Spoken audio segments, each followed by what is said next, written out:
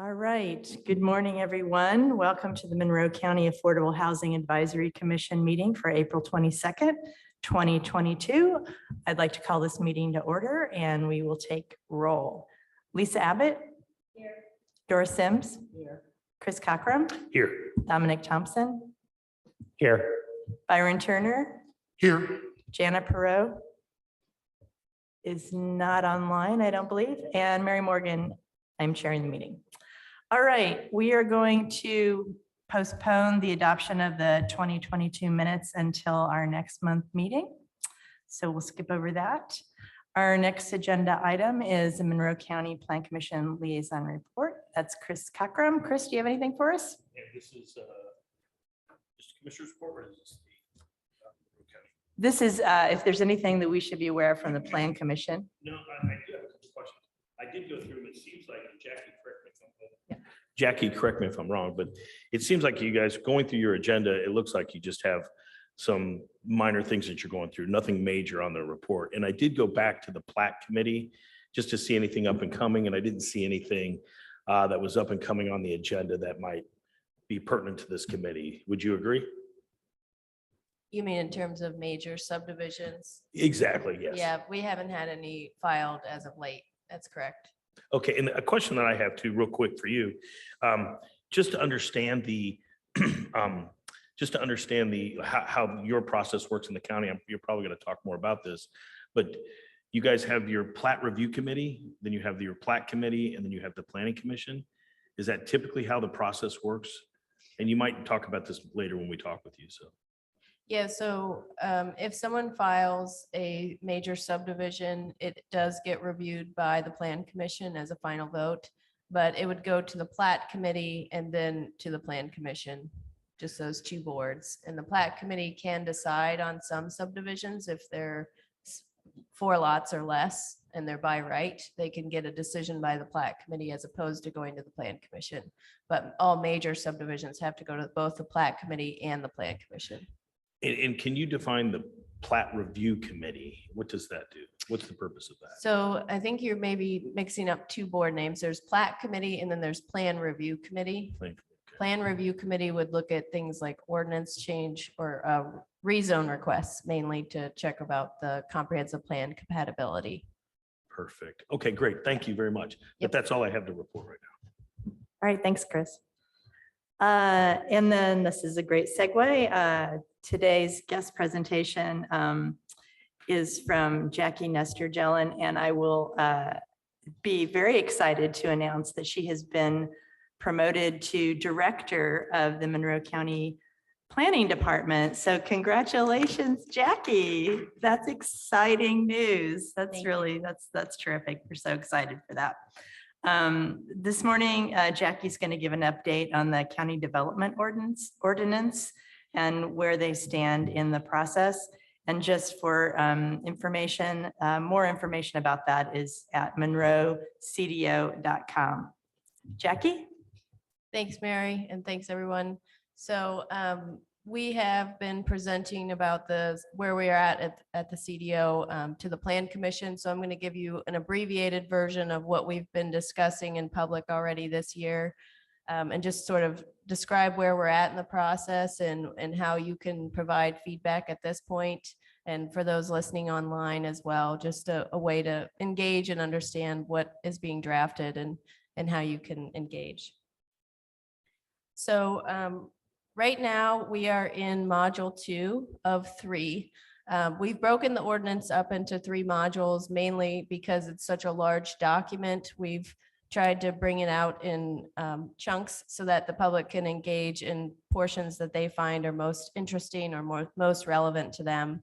So we've drafted module 1, which is the administrative procedures, things like what you need to have included when you file for a certain petition.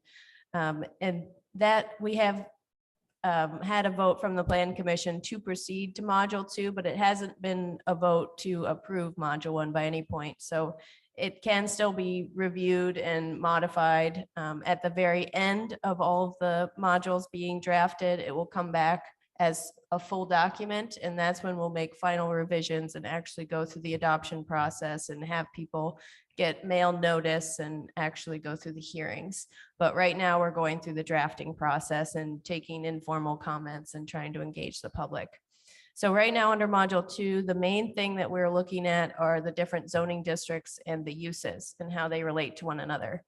As we go through that, we've also found that it's been helpful to get into the definitions so that people understand what those uses mean.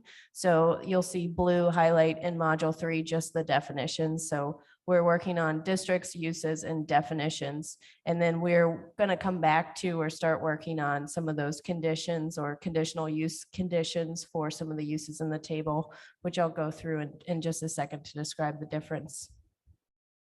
So to break this down a little bit further, on the left-hand side, and I'm sorry, I thought you guys would have this TV to have a little zoomed in version of this screen, but I'll read it to you just so you have an understanding. Right now, we have chapters 800 through 837. There are some gaps in there, but we have pretty many chapters. So what we're trying to do is better organize those chapters and make sure that they're put in an order in which people can find it most useful to be able to understand what's my zoning district, what uses can I have, how do I define those uses, how do I file for that use. So on the right-hand side, you'll see the things that we've been able to achieve thus far in red, and then the gray items are yet to be drafted. So things like design standards, those are things like lot sizes for the zoning districts. Until we've narrowed down what those zoning districts are, we don't want to get too in depth on what the lot sizes, setbacks, things like that should be. And then we also have development standards, so like parking minimums or maximums, landscaping standards, things like that. We have not yet drafted that. And then as well as overlays and special districts. So we have the most notable one is probably the environmental constraint overlay. There's some changes that may be happening around that. And then also karst and floodplain. For the most part, the environmental constraint overlay, if it is changed, it will actually be expanded, possibly to the Lake Lemon area. But the overall restriction over Lake Monroe, that would not be getting any less stringent. It would just either stay the same or get a little bit more strict because of some of the changes we've had since the last adoption of our ordinance in 1997 to date. We've had some other ordinance changes that have come into effect. So we're just trying to streamline some of those changes and consolidate where we can. And then we've also drafted some of the subdivision standards in Module 1, as well as the administrative and definitions are starting to get drafted as well. So we were asked to put together a timeline for Module 2, and that's still something that we want to bring back to the Plan Commission for their review. We have released a draft of the Module 2 only. There is a Module 1 that I can send to folks as well, but we've just decided to send out them in different chunks, like I mentioned. So Module 2 is the use table and the definitions. So I'll show you a link of that in just a second. But right now we have released that for the Plan Commission review, and we're hoping to go over it with them in subsequent administrative meetings. And we were hoping to give that to the consultants to start incorporating that back into a better version and hopefully, looking at that more finalized document and then maybe proceeding on to Module 3. That's the goal, is to keep us proceeding. But we haven't yet gotten to that point yet. We've had quite long agendas as of late. And so we're trying to figure out ways to make more time, build in more time to set aside for this important issue. So just to go over what the document looks like and how people can use it, this is just some imagery from the use table so that you can understand what it looks like and what it's saying. So across the top, it has this gray bar where it says uses, and then it has abbreviations of the draft zones. You will use this like a chart. So across the top rows will be the zoning designations, and then you'll have uses on the left-hand side that go down in columns, and then you'll kind of follow your zone and your use in a chart and decide, okay, is it permitted or not permitted? Is it conditional, or is it, permitted by right? And then there'll also be conditions. We've also broken it out into different categories and gold, so agricultural, residential, commercial, things like that. And then we're also considering maybe subcategories. And the purpose of the subcategories could be to say, this subcategory, such as direct farm marketing, could be having less stringent parking standards because that's going to be typically in a rural area. So maybe you don't have to pave your parking lot, or you just have to pave one ADA space. Right now, we don't have very context-based parking standards.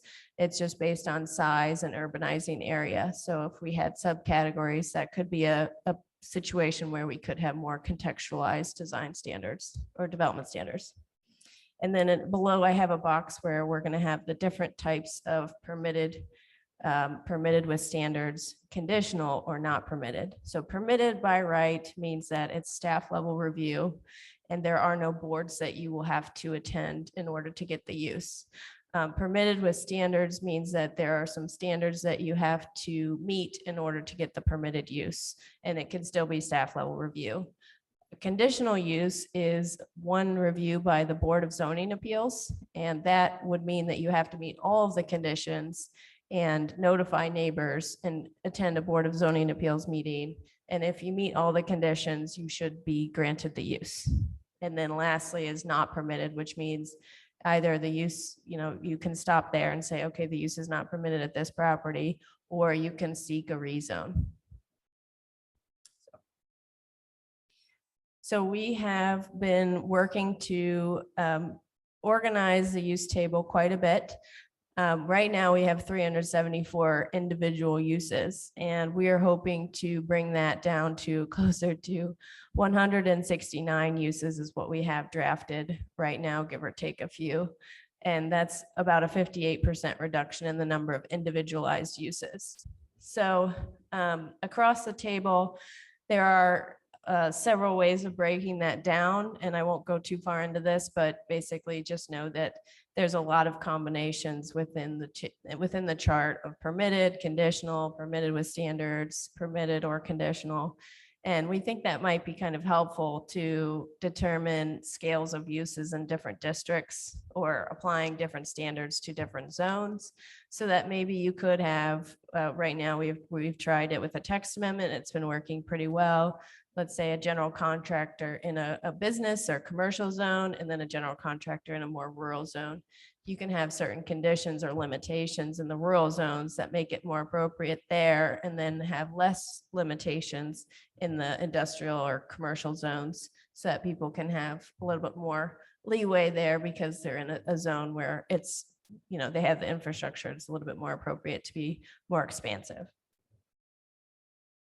So I also wanted to include, we've done what's called use determinations in our office, and we still have those online for anyone that wants to see what type of use that they're proposing, how it would fit into our zoning ordinance currently. And the way that we're using this data is that we're trying to see what the most demanded uses have been in the office coming through over the last 4 years when we started this 4 or 5 years ago. And so the category of business and personal services has been by far the most demanded request. And so that's things like office space. We see other things like other business services that support businesses. So we think that that's an area where we could expand upon the types of uses that we have proposed in that general category. So now I'm going to pull up the zoning map that we have drafted, which can be found on the monroecdo.com website that Mary mentioned in the beginning. And I just want to show you how best to use this map, and then also we can get into some conversations about any questions you have on this map.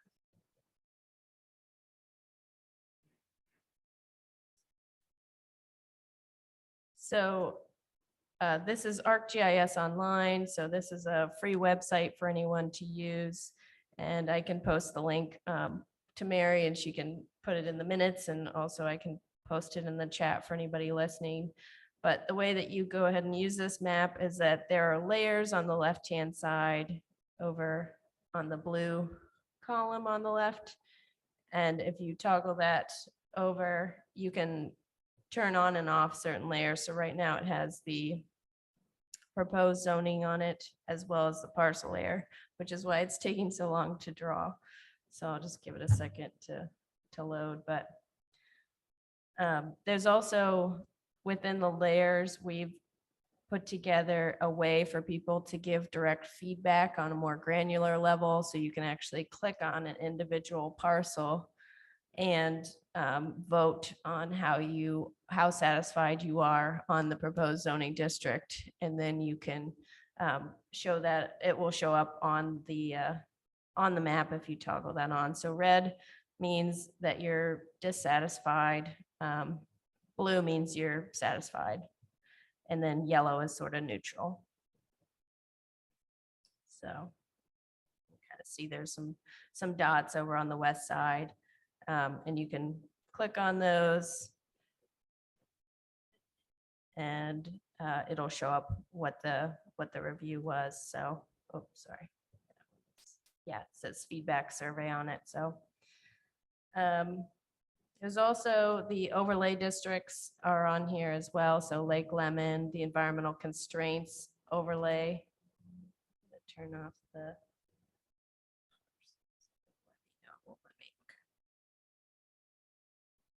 Can I ask a question, Jackie? Sure.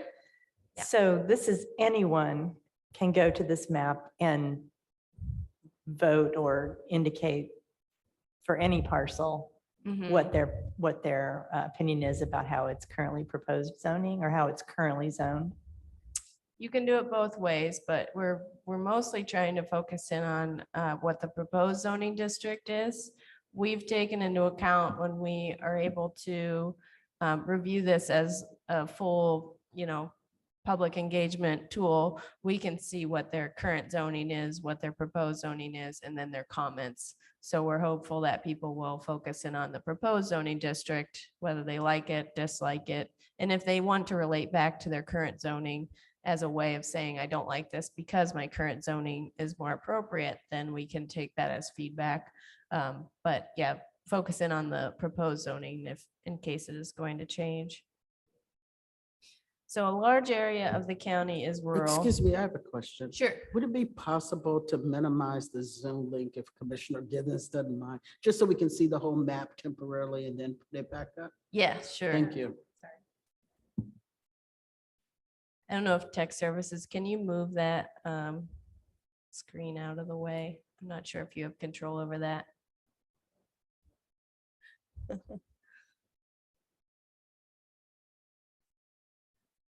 If they move it to full screen, it might work better. Okay.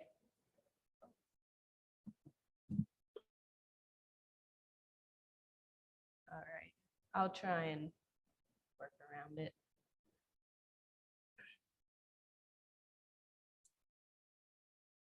Yeah, I think it's just that one module, if we could like pull it down, that one screenshot, and pull it to like a different corner. I don't know if that's possible for whoever's doing Zoom to do.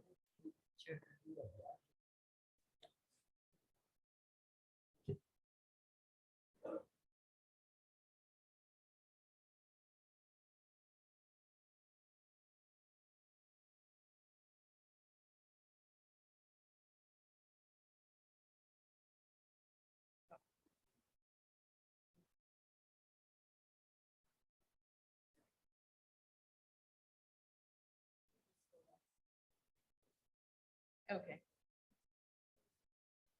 Addison, is it okay if I share the screen again?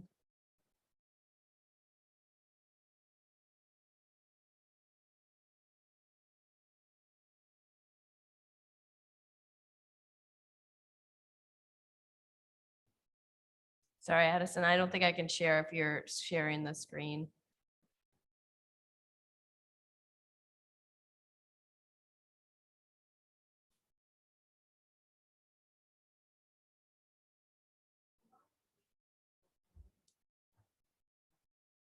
Sure.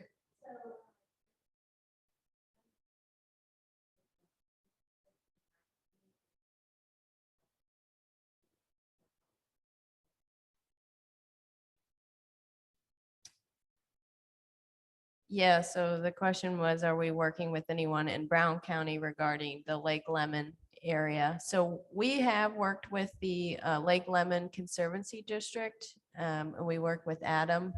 But they have been interested in an overlay, and that's why we started to propose it a little bit more seriously, because there's a lot of development around Lake Lemon. When you compare Lake Lemon and Lake Monroe, it's a drastic difference in the amount of development around the shoreline. But one of the things that the Conservancy District is most concerned about is they think that it might be helpful to protect it against logging or some other activities that may be contributing.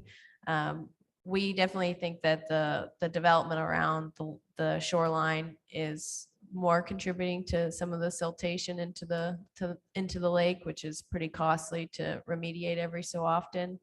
So right now we have a 15% buildable area restriction on all parcels in the county, and that has impacted the Lake Lemon area most definitely. And so since we enacted that in 2015, we've had several variances for houses in the Lake Lemon area, which has made people be sure to get surveys, make sure that they know where the floodplain is, keep their septic systems out of the floodplain.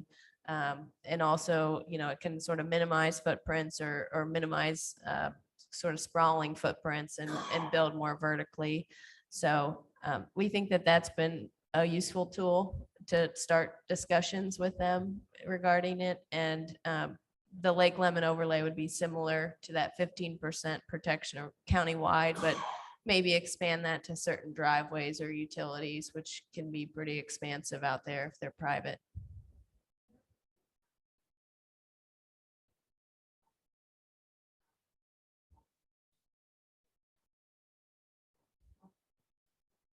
Okay. Yeah, definitely. Yeah. And I have been working with definitely CBU and, Richland and all the water corporations to get that latest data. It's put together by many different people right now, so it's important to make sure we have the best data available before we can make recommendations on things like zoning. Because septic systems are technically supposed to require 1 acre lots to get a septic system now. So, yeah. So I will share my screen again.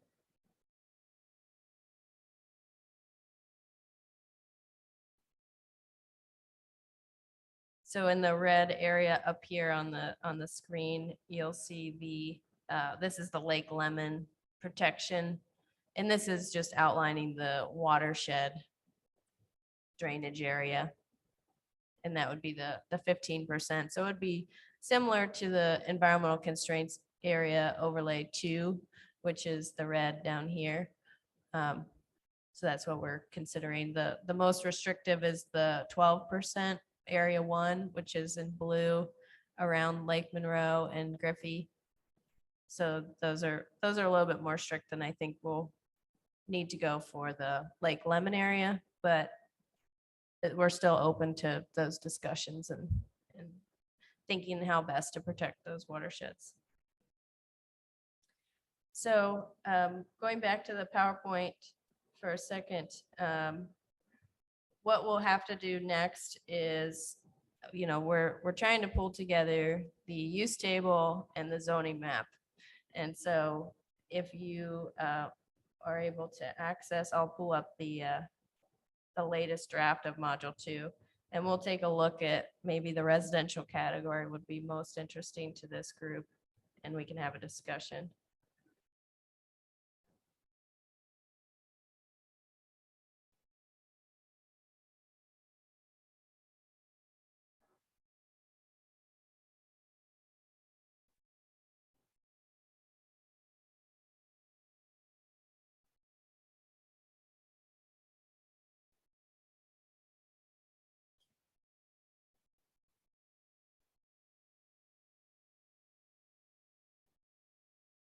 I'll zoom in a bit.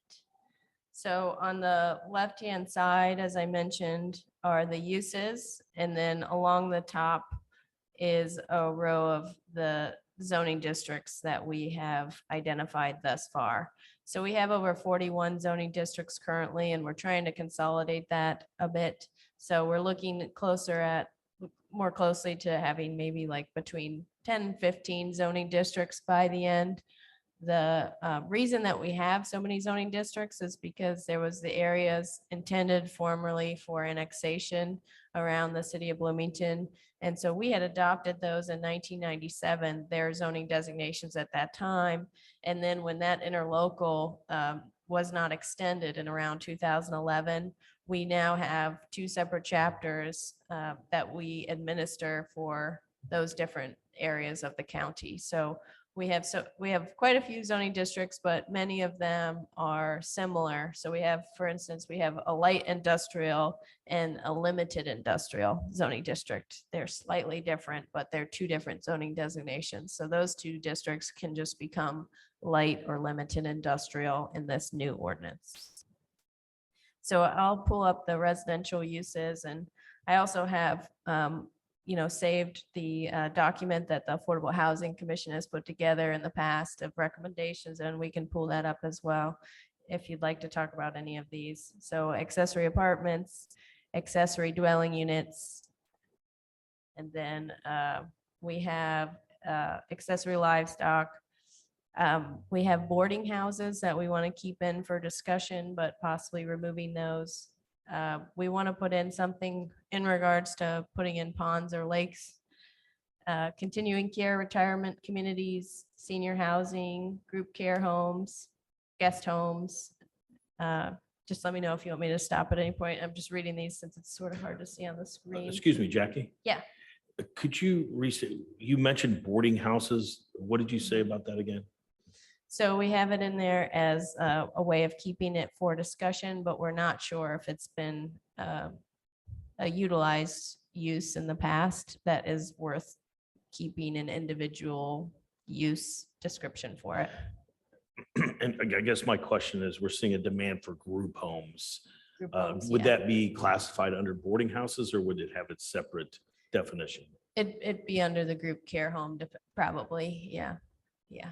Following up on that, there are groups in this area that do cooperative housing, which is, I think, a different kind of designation than a group home. Would that cooperative housing be classified as a boarding house zoning area, or is there a category? What category would that fit into? Yeah, that's a good question. I think that may be something that could be missing in the ordinance currently. We haven't seen a huge demand for cooperative housing in the county, but I know of some instances where people come in and discuss it with us. So that could be something that we add in additional to the ordinance. Okay, but that is, what is the boarding house designation? Like what distinguishes What is a it? boarding house? Yeah, so I can pull up the definition of what the boarding house is currently.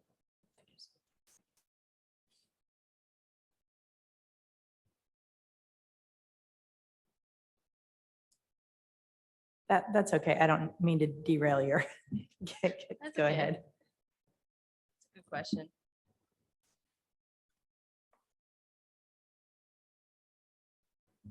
Yeah, that's something you could just send to us, Jackie. Okay, if you want me to just send it, that's fine.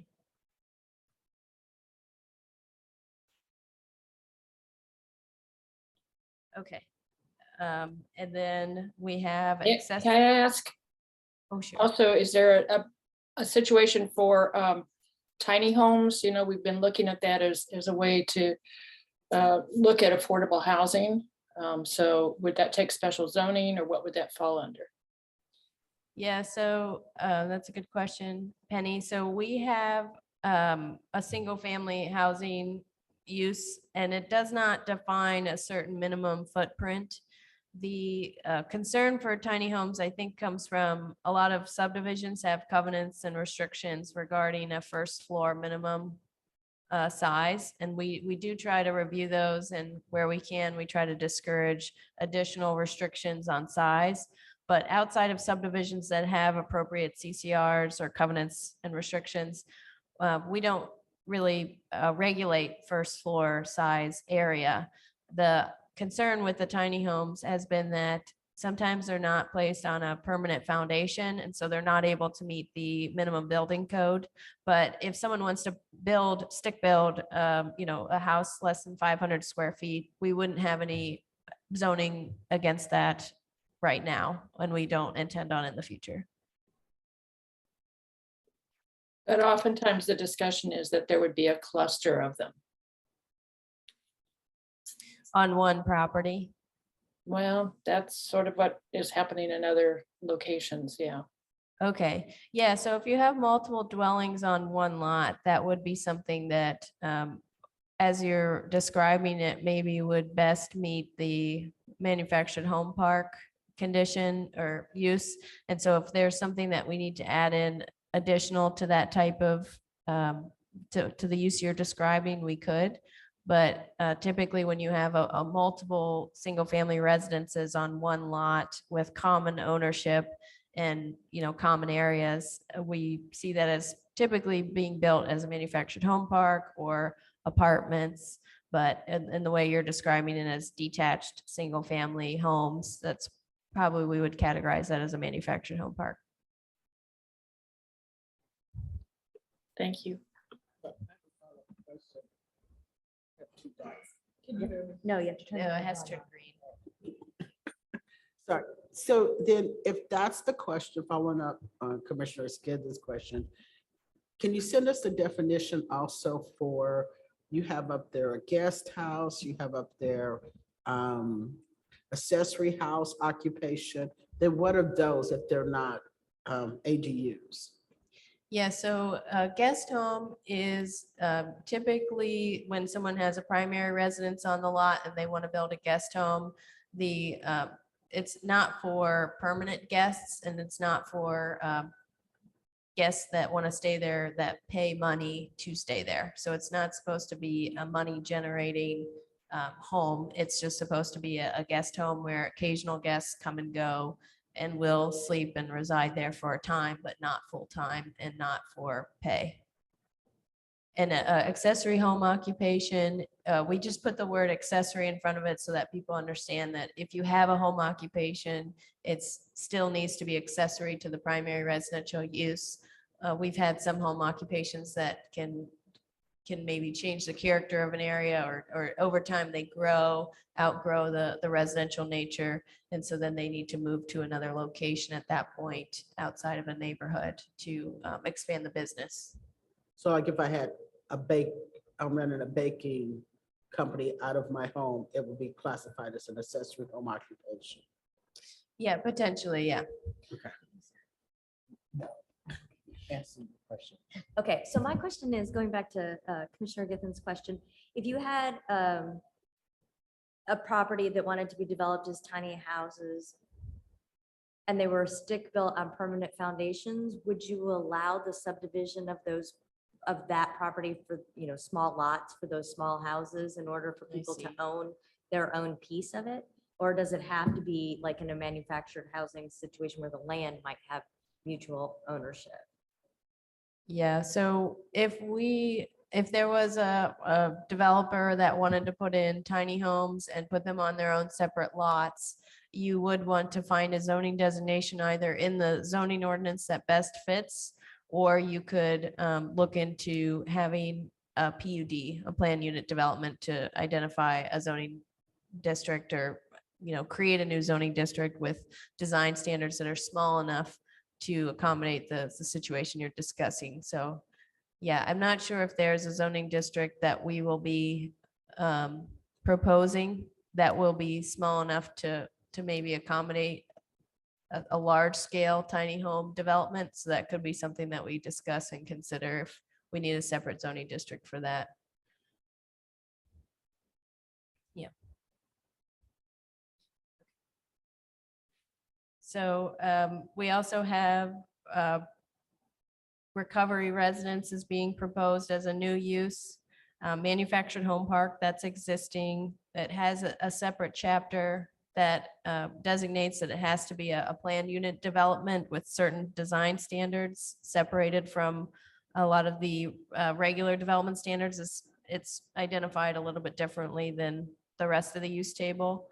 And then we have proposed apartments, which is new, multi-unit dwellings, which is, we have multi-family dwelling units. But we're wondering, proposing, I guess, as of now, the difference between maybe switching from the denoting family versus unit, as opposed to, right now we have like definitions for family, and it may be useful to discuss a context in which we differentiate by unit. So maybe number of kitchens as opposed to number of unrelated people.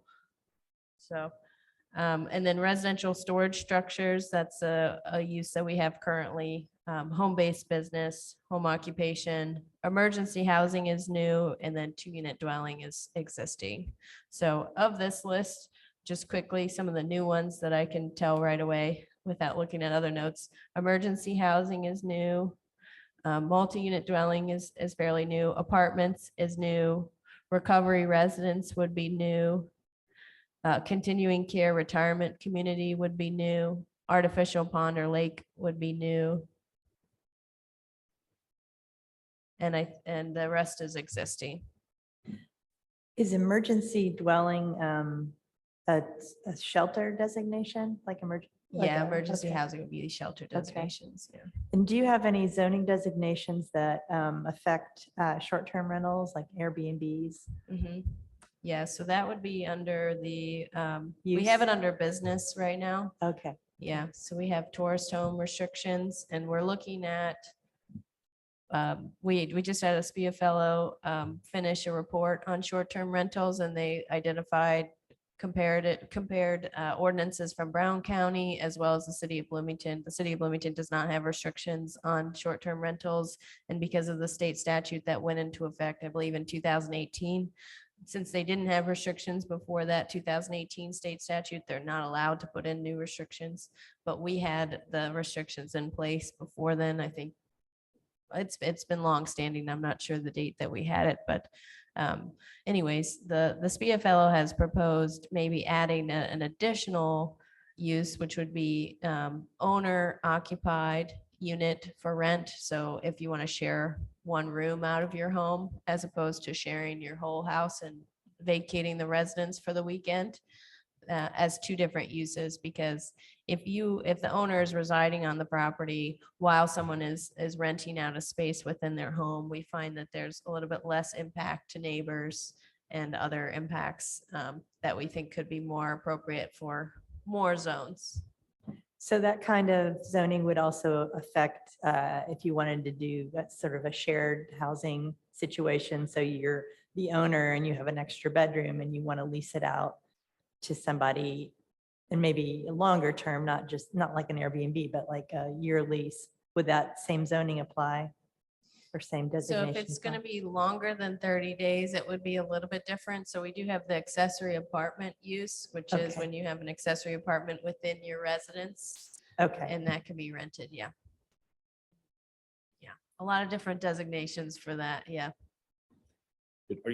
I have several questions. Do you have more to go? And then No, this is, Oh. I think, a good spot to. so I pause, just yeah. have a couple of questions.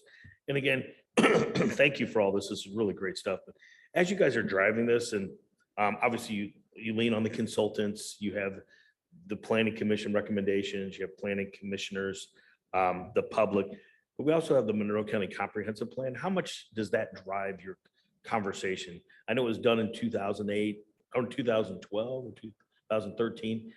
Feels a little bit outdated. It's probably in the works of being redone, but how much of that drives your this process? Yeah, so that's a good question, Chris. Legally, the new ordinance must follow the comprehensive plan. So we have several iterations of the comprehensive plan. So we have the 2012 countywide comprehensive plan, which includes all areas of the county.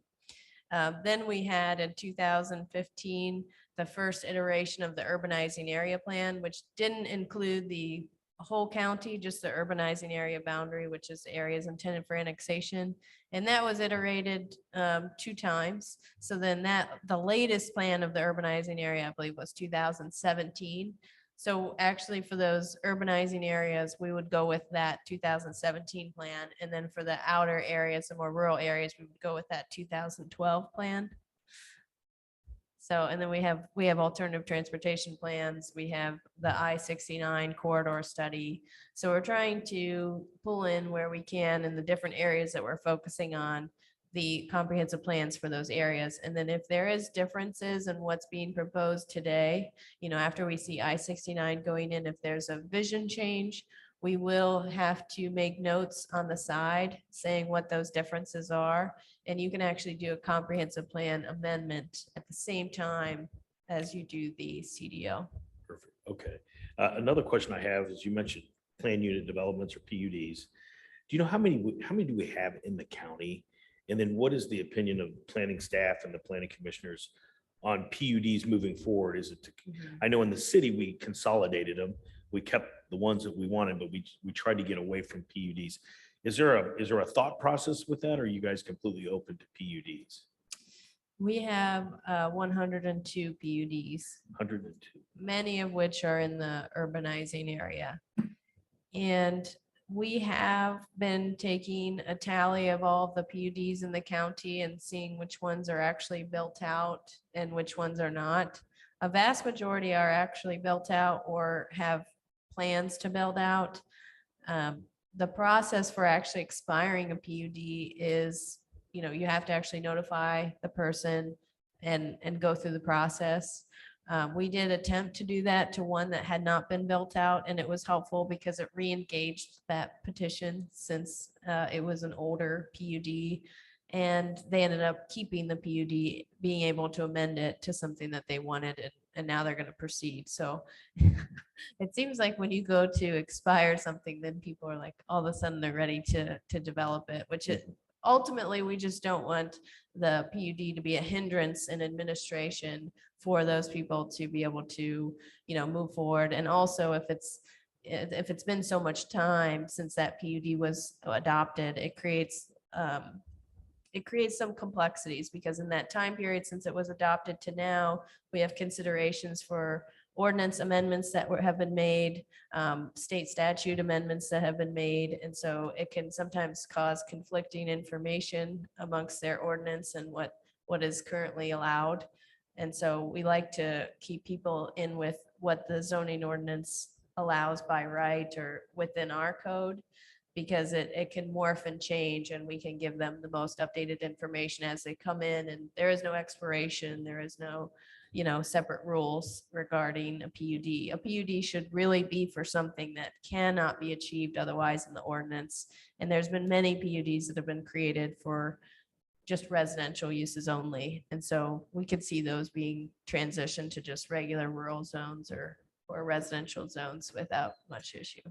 And then the last question I have is, and it has to do with employment areas and also housing areas.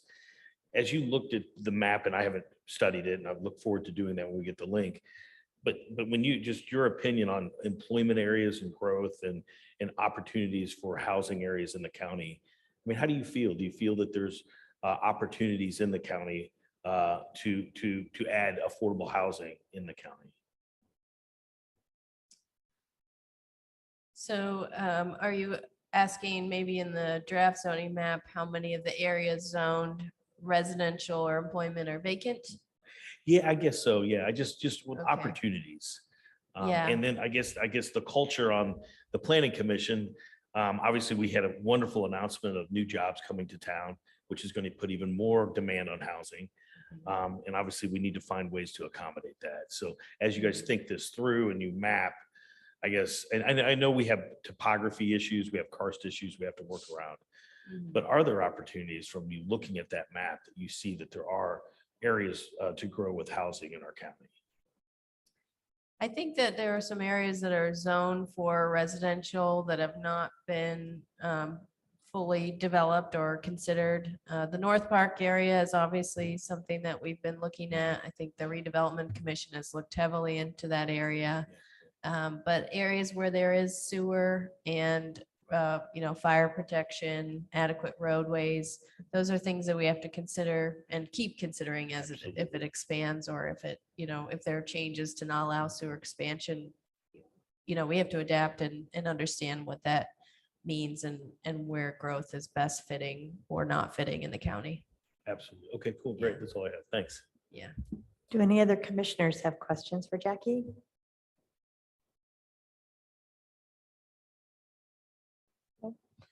I know that you have the commission's recommendations for the CDO.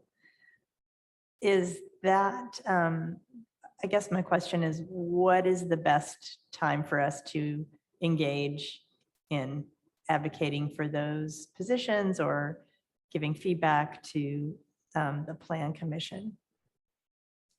Yeah, I think that right now, as we have the use table drafted, I think that considering familiarizing yourself with the different zoning districts and actually honing in on where those zones are in the county proposed might be a good time right now to be looking at module 2. I think you guys would be most interested in and productive in this module especially, but so I encourage you to take a look at the map and ask questions and take a look at the uses. I think the question about cooperative housing is a good one, and the tiny home discussion is a good one as well, just to make sure that we're accommodating all the uses that are going to be demanded now and in the future. Okay, great. And you'll share the slides with us? Yeah, I can share the slides. Okay, terrific. Yeah, definitely. Okay, great. Oh, thank you.